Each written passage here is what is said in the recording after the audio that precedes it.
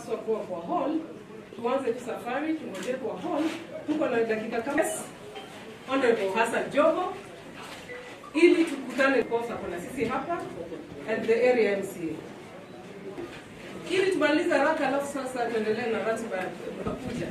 Viongozi wale wote tunakuja tukalini. Wacha tufanye waziri the whole day. Leo tuko naye mpaka jioni. Watu watano. Hapana,